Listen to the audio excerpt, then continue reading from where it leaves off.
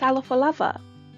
A o tātou whaawhiangai pēr ma lēnei whaamai o le COVID-19 e tāua tele o tātou mālama lama I le itu whaasainisi o le whaamai e pē o le tui pui pui. I lēnei fulasanga, o le a tātou talanoa ai loa I le tāua o le tui pui pui. E lua vaenga o lēnei fulasanga, whaavae o le tui pui pui, ma le awala e whaatau nu uailo tui pui pui o le COVID-19. O le a tātou amata I whaavae o le tui pui pui. E mawhai o na baibaina lēnei mata upu I ni vaenga se tolu, mua whaalau I loa. Lona lua, benefiti, ma lona tolu, popolenga. Mua whaalau I loa. O le ale mea e te tau o na tātou I loa, e winga I tui pui pui. E tāua tele pe a tātou malamalama I awala e whaafetaia I ai e lo tino whaamai ese. E sao loa siama I te tono lo tino, ua mawhai loa o na lātou o so whai stela o lo tino, ma whaatupula ia lo lātou au whai. O le winga o lea o so whainga, ua maua oe e se whaamai. E tele mea whaingaluenga o lo tino, po o le immune system, e whaafetaia I ai le whaamai, ma e manao mia ni nai aso e lo immune system e fofo ai le whaamai. O le tasi mea whaingaluenga e tā ua tele o le antibody. O le antibody, o le porotino e te e lea o le toto na te matea ina ma whaatama ia le siama. E whaatama ia loa le siama na tupu ai le whaamai, o le amanatua le immune system, le awala na ia whaatama ia ai le whaamai, ma o le a whaopopoina fo'i le whaatupula ia o antibodies. O le awala lea e mawhaia le immune system o na whaatama ia vave le whaamai lea pe atoe fo'i mai. I te tono le tino, o lo o iai le tali atu te po o le immune response e o sofa ia se siama. O le immune response e la patai I le tino pe a sao mai se siama I te tonu. A whaia matea ina e sela o lo tino se siama ua sao mai I te tonu, o le a lato la pataya ina loa le immune system, o na whaia I lea o le ngaluenga le immune system, o le whaatama ia lea o le siama ai le itupu le whaamai. O le fesili, o le ale tui pui pui. O le tui pui pui, o se tui e pui pui ai oe mai se whaamai pepesi. O ngai o inga le tui pui pui te tonu le tino, e na te whaasese ina, sela o le tino, ina ia whaoso mai ai le tali atu te po o le immune response. O le ala lea e iloa e le tino, o na te atu se whaamai, ai le I oso whai mai. E whai tui pui pui o tangata, e pui puia mai ai I lato I whaamai ese, e pe o le fulu, mi sela tane susu, ma le COVID-19. E maasani o na maua tangata I ni a awhianga I tu, pe a whai o lato tui pui pui. O le winga o ni a awhianga, po o side effects, o lo o whailoa mai e le tino, o lo o au ngā le tui, ma o lo o whaatupula ia pēr le mālosi o leo immunity, e whaasangatau mai I lea whaamai. O le immunity, o le anga waa o le tino, e whaau ngā ina antibodies e te atu ai le whaamai. Ele o ni mea fau tui pui pui, ai peitai, e ai le tui pui pui fau ua uma o na fausia ina. O le tui pui pui fau lea, e ta ua o le mRNA tui pui pui. A whaia tui oe le mRNA tui pui pui, o le angai oi mai loa le immune response, po o le tali atu te ma o a oinai lo tino e te atu I se whaamai. O tui pui pui o le COVID-19, e pe o le Pfizer ma le Moderna, o whaataita inga nā o le mRNA tui pui pui. Ua whaamautuina le aonga ma le saunga le emu o ia tui.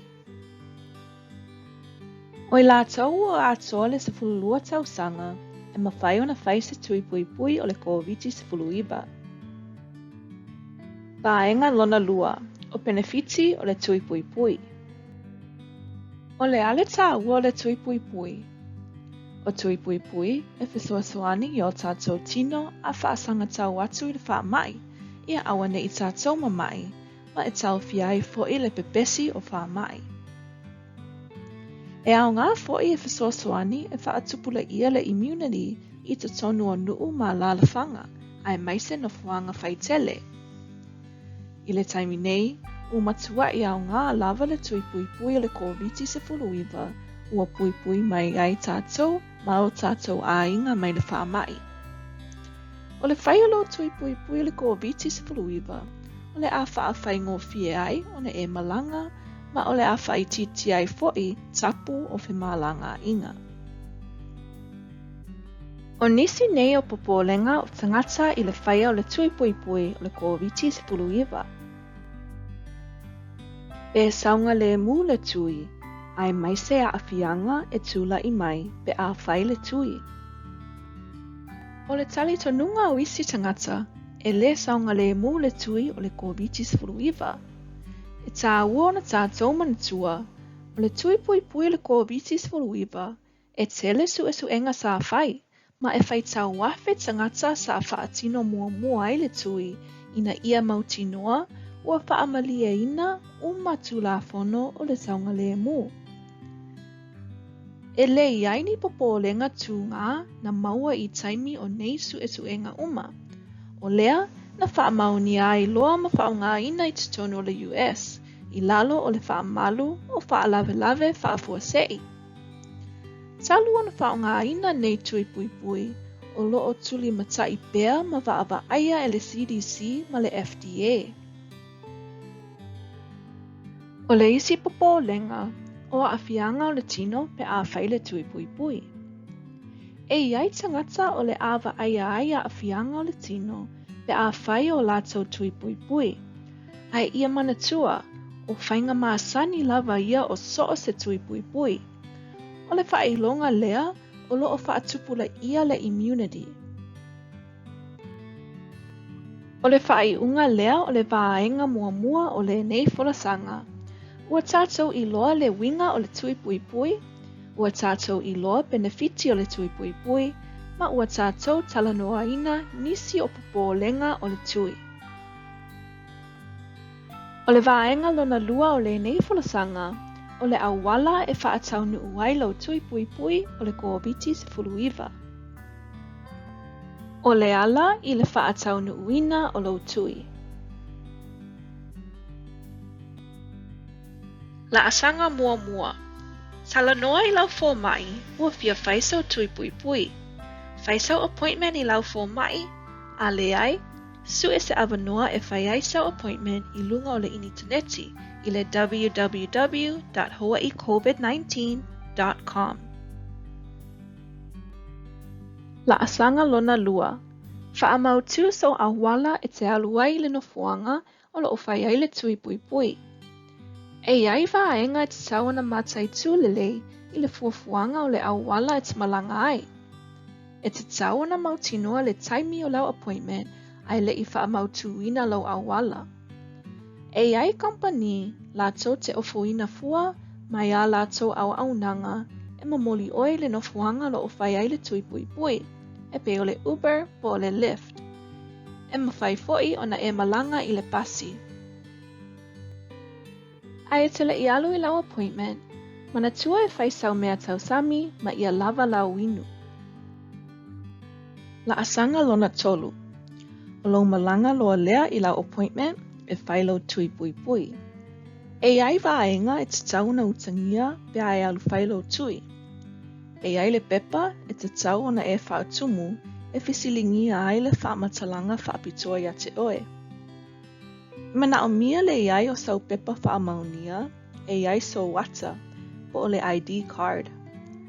A whai e iai sau pepa inisiua o le whale mai, au mai lea, ai le a whaina pe a le iai se mea. E uma loa vaenga ia, o na whaatau nuu loa lea, o na whailo tui pui pui, i le pito i lunga o lo a ao. La asanga lona wha. A mai o na whailo tui, o le a whailoa atu ia te oe, E te tauana e nofo mo sina taimi ai te lei malanga I le fale, mo le observation period. O lona mafuaanga, ina ia mautinoa ai e leo a afia oe I le tui. Le taimi whaatulanga ina o le observation period e se 15 minute, pangana ai la atou o lo o maua ini isi ngase. La asanga lona 5. Faise appointment mo lo tui lona lua pe a whai lua tui pui. O le Pfizer mo le Moderna e ta I lua tui. O le Johnson & Johnson e tasi le tui. La asanga lona 6. A umaloa na whai lo tui, to e fo I loi le fale e whaisau malo longa pe a mawhai. E iai le awanoa e maua oe ni a fianga pe a whai le tui pui. O ni isi ia o a fianga maasani. Ti ngā le 5 po le tau au, fiba, tino ngangase, ti ngā le ulu, I vale tino, ma isi a fianga. E iai tangata e lea a fia. Tala noa I lau fo mai, e winga I ni whala au e mawhai ona e whaatau ina. Ta mawhai e whaangai oi lo 5 e whasosoani ai I le whaititia o le ti ngā. A whai e tui oe I le Moderna po le Pfizer, e whaatupula ia le pui o oe pe a e whaatau nuu le tui lona lua. E te tusa lava le awala na e uia e whai ai lo tui muamua, ma le awala e whai ai lo tui lona lua. Ai se ai mana o mia ai le lua o ni tui pui. O le Pfizer ma le Moderna e ta I lua tui pui e te tau na whai. O le tui muamua e whasoasoani le immune system e na te matea ina ai le virusi. O le tui lona lua e whaamalosi au I le immune response. O le Johnson & Johnson na o le tasi le tui. E tā ua na whailo tui pui lona lua I le aso tonu e te tauna whai ai. O le Pfizer e tolu vai aso e vaa ai le tui muamua ma le tui lona lua. A whai na whailo tui muamua I le aso muamua o le maasina o lona winga e te tauna whailo tui lona lua I le aso lua se furu lua o le maasina lava lea. O le Moderna, e wha vai aso e vaa ai le tui muamua ma le tui lona lua. A whaina whailo tui muamua I le aso muamua o le maasina o lona winga e te tau ona whailo tui lona lua I le aso lua se furu iwa o le maasina lava lea.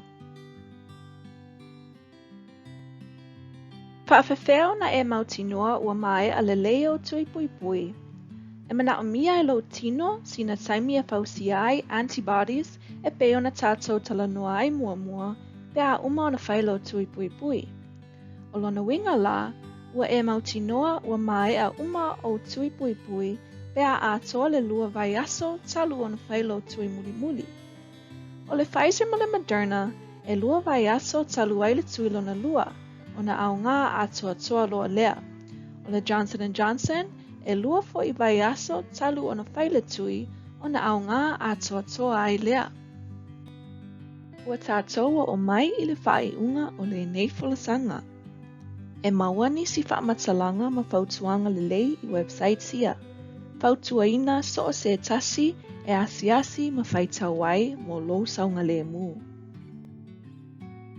O le nei fulasanga na tū whaatasia e se ausu e sue mai le Universite o le Hawaii Pacific University a toa ai ma le whesoasoani a tamaiti a onga ma whai a onga lango.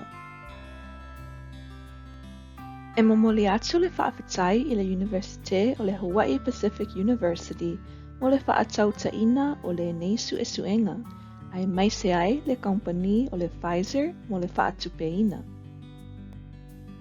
Tu sa lava pe ua uma o na whailo tui pui ai te le I matamata I le nei fulasanga, po o le nā te le I mautinoa pe whaisau tui pui pe le ai, e momoli atu pea le whaafetai mo le whaawanoa ina o lo taimi e te matamata ai le nei fulasanga.